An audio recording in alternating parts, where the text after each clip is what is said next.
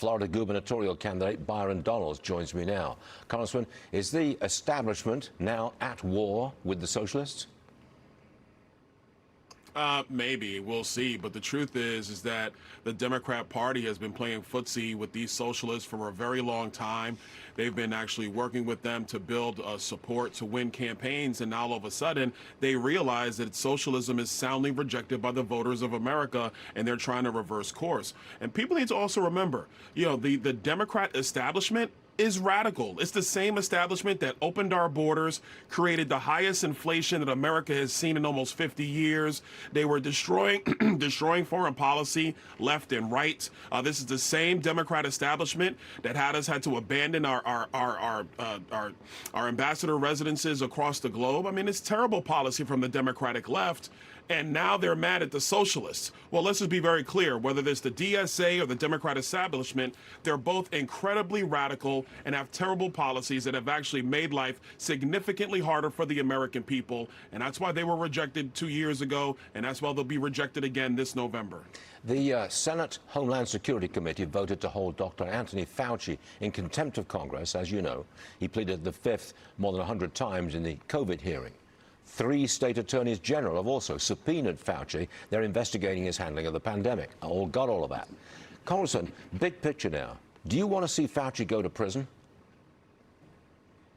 I do. He was responsible for some of the worst health policy that really affected millions of people. His policies locked people in their homes. I think if you start to look at the background data about what that actually did, there were deaths in senior citizens, healthcare facilities, etc.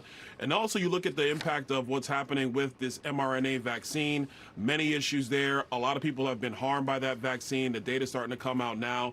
But last thing, most importantly, he was funding this gain-of-function research, and then he lied to the American people about the correct protocols associated with COVID-19. So I'm glad to see that the Senate is moving on this. I also wish the Senate would move on the Save America Act. They need to get that done to protect America's elections. But yeah, there needs to be real repercussions for Dr. Fauci. What do you think would happen if there's another pandemic, where it's killing a lot of people?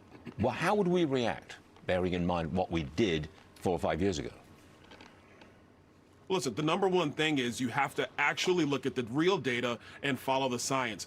That's what Governor DeSantis did in Florida. He looked at the data, he followed the science, and made the appropriate decisions. Number 2 is that you can't just be draconian and not be factual and accurate with the American people. Yeah, sure. We have to protect our Constitution and our civil liberties. That's how you deal with pandemic response in the future. You don't trample on the Constitution. You actually make sure you protect civil liberties, but provide accurate information and data to the people that we all serve. I remember coming down to Florida at the very end of the pandemic and always being surprised that Florida was just open and people weren't even wearing masks very much.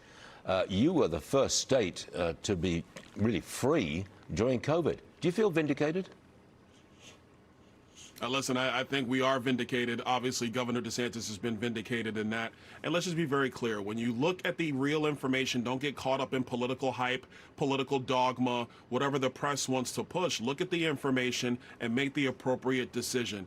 And look, I remember during those times, there were a lot of people who were against Governor DeSantis for what he chose to do. But you can't just listen to what the press and the polls are telling you. You got to make the right decision on behalf of the American people and on behalf of the people of Florida. So we've been vindicated, and that's really to the credit of our governor. He's done a great job.